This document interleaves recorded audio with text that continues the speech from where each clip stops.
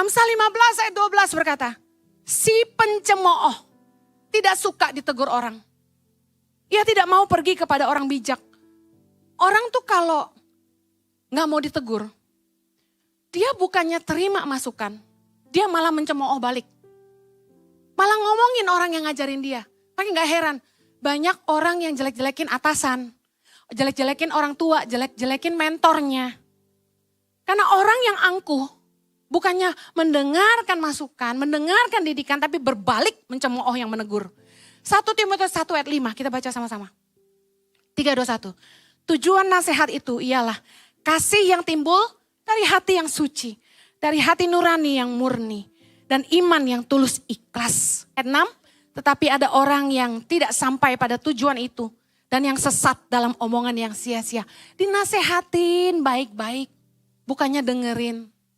Tujuannya kan supaya gini, hati nuraninya jadi murni. Yang tadinya motivasinya gak lurus dilurusin.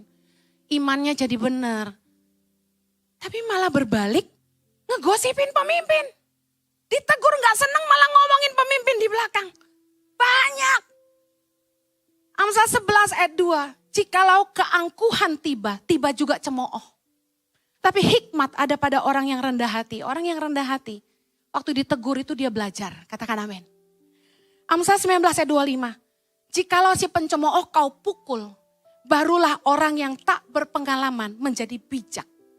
Jikalau orang yang berpengertian ditegur, ia menjadi insyaf. Lihat buahnya. Kalau orang tuh buahnya baik, ditegur itu insyaf. Bertobat, katakan amin. Bukannya malah gak cocok gue di sini. Bu Heni terlalu galak, kurang sabar. Keluar. Loh, kalau memang bukan tempatmu di sini, saya gak tahan kamu. Tapi kalau Anda mau bertumbuh, Anda mau tertanam, Anda harus mau ditegur pemimpin. Karena itulah yang memurnikan hatimu dan mengajar kamu untuk rendah hati di hadapan Tuhan. Katakan amin. Mari bertobat, mari belajar rendah hati. Ulangan 8 ayat 2 dan 3. Ingatlah kepada seluruh perjalanan yang kau lakukan atas kehendak Tuhan Allahmu di padang gurun selama 40 tahun ini. Dengan maksud merendahkan hatimu dan mencobai engkau untuk mengetahui apa yang ada di dalam hatimu. Yakni apakah engkau berpegang pada perintahnya atau tidak. Ayat 3 sama-sama. Jadi ia merendahkan hatimu, membiarkan engkau lapar dan juga memberi engkau makan mana yang tidak kau kenal dan yang juga tidak dikenal oleh nenek moyangmu. Untuk membuat engkau mengerti bahwa manusia hidup bukan dari roti saja. Tapi manusia hidup dari segala yang diucapkan Tuhan. Tuhan izinin pergumulan-pergumulan hidup terjadi dalam hidup kita meskipun kita melayani Tuhan. Ada yang bilang sama saya, Ci, saya rajin melayani, tapi kok bisnis saya sepi. Saya rajin memberi, tapi saya tetap mengalami kesulitan dalam keuangan. Pekerjaan saya banyak tantangan, pabrik saya nggak jalan. Saya jual aset lama banget gak laku-laku. Banyak yang bilang gini, kok makin saya ikut Tuhan sungguh-sungguh justru kehidupan keuangan saya morat-marit. Bisnis saya jungkir balik. Ada di sini yang ngalamin gitu? Makin sungguh-sungguh sama Tuhan malah makin diuji. Di sini ada nggak anak Tuhan yang sungguh-sungguh cinta Tuhan tapi nggak ngalamin problema dalam keuangan? Angkat tangan. Nggak ngalamin problema dalam bisnis, ada angkat tangan.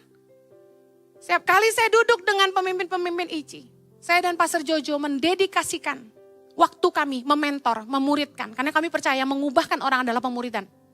Kami duduk dengan leader-leader ICI dua-dua. Kami kasih waktu 2-3 jam dan kami bahas. Bagaimana keuangan mereka, bagaimana bisnis mereka, bagaimana keluarga mereka, rumah tangga mereka. Dan bagaimana keadaan anak-anak mereka, kesehatan mereka. Kami bicarakan semua. Dan kami pelajari dari mereka yang bersaksi kepada kami. Mereka ngalami tekanan dalam dunia usaha. Ngalamin masalah dalam keuangan. Tapi yang saya lihat gini, mereka tumbuh dewasa. Mereka lihat penyertaan Tuhan. Dan mereka belajar mengandalkan Tuhan. Dan melihat tangan Tuhan bekerja dalam hidup mereka. Amen. Kita gak akan pernah ngalami Tuhan. Kita gak akan pernah ngalami pertumbuhan iman. Menjadi dewasa tanpa mengalami perjumpaan dengan Tuhan. Dan mengalami tangan Tuhan menyertai kita. Amen. Justru lewat kesulitan-kesulitan hidup kita bertumbuh. Saya mengalami pertumbuhan yang pesat dalam hidup saya justru di saat saya ditinggal orang tua saya. Justru di saat saya harus berjuang buat hidup saya. Ketika saya harus sekolah Alkitab dan kerja sendiri, cari duit sendiri untuk bayar kuliah saya. Ketika saya dipanggil Tuhan pulang ke Indonesia, saya tidak takut. Januari 2006, karena apa? Karena saya pernah mengalami pertolongan Tuhan yang sangat banyak di hidup saya. Justru pengalaman-pengalaman dengan Tuhan kita alami di lembah-lembah kekelaman. Dan disitulah kita punya iman. Dan kita tidak bisa menyangkal bahwa Tuhan tidak ada karena dia terlalu nyata dalam hidup kita. Keajaiban yang bekerja dalam hidup kita terlalu hebat. Sehingga ketika kita menghadapi tantangan ke depan kita percaya dia beserta kita. Immanuel, amen. Proses pergumulan hidup diizinkan Tuhan. Supaya membersihkan hati kita dari Mesir. Hidup-hidup dalam dosa. Hidup-hidup masa lalu kita yang penuh dengan kekelaman. Tuhan mau cuci itu dari hidup kita. Mau bersihkan kita. Kemudian dia membuat kita belajar mengandalkan dia. Manusia hidup bukan dari roti saja.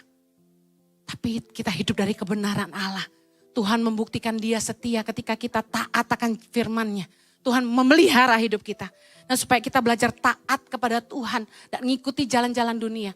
Saya percaya gini, waktu kita sungguh-sungguh tertanam di sebuah tempat yang tepat. Bukan rasa nyaman, tapi gesekan. Bukan pujian, tapi teguran. Bukannya kelimpahan, tapi kita akan ngalamin proses kesulitan. Tapi kalau kita menang dalam 3 area ini, kita akan melihat buah yang manis lahir dari hidup kita. Kita akan lihat iman kita bertumbuh. Dan kita akan melihat tangan Tuhan menyertai segala yang kita kerjakan. Tapi kita harus terus kuat di dalam Tuhan. Tertanam komitmen, mendedikasikan hidup kita. Sampai melihat buah-buah itu ada di hidup kita. Amen. Saya akhiri dengan sebuah kesaksian. Pengerja-pengerja full-timer ICI yang pertama kali bekerja sama kami terkejut ketika dipimpin sama seorang Pastor Jojo yang begitu tegas, dinamis, yang gak kenal kata gak bisa. Mereka tertekan, mereka stres, curhat sama saya.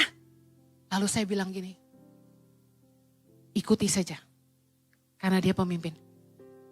Kamu akan lihat kapasitasmu diperbesar. Semua lelah yang kerja sama suami saya, sampai ada joke di antara full time begini. Kalau mau kerja sama Ici harus bisa belah lautan. Kalau mau kerja sama Pastor Jojo harus bisa belah lautan. Tapi saya kasih tahu. Lihat balik 2 tahun lalu. Sampai ke hari ini. Pemimpin-pemimpin Ici jauh lebih baik. Mereka jauh lebih excellent. Mereka jauh lebih setia. Kapasitas mereka yang tadinya gak bisa jadi bisa. Jangan cari rasa nyaman dalam ikut Tuhan. Amen. Karena Yesus berkata, barang siapa ingin mengikut aku, harus menyangkal dirinya, pikul salibnya, dan ikut aku. Yang mau setia ikut Tuhan sama-sama, katakan amin. Kita berdoa sama-sama. Bapa di sorga, kami bersyukur kalau kami boleh tertanam di tempat yang tepat. Kami bersyukur kalau di komunitas ini kami boleh lihat perubahan hidup. Jiwa-jiwa ngalami Tuhan, diselamatkan. Setiap bulan kami lihat banyak jiwa yang dibaptis terima Tuhan. Kami bersyukur buat pertumbuhan karakter, pertumbuhan rohani, dan juga berkat-berkat yang Tuhan tumpahkan dalam hidup setiap orang-orang yang tertanam di ICI. Tuhan, kami mengembalikan segala kemuliaan hanya bagi-Mu. Berdoa agar setiap kami yang ada di sini, kami mau tetap setia kepada tempat di mana Tuhan menanam kami. Sampai kami lihat janji-janji Tuhan digenapi di dalam nama Yesus. Yang siap diberkati Tuhan, sama-sama katakan, amen.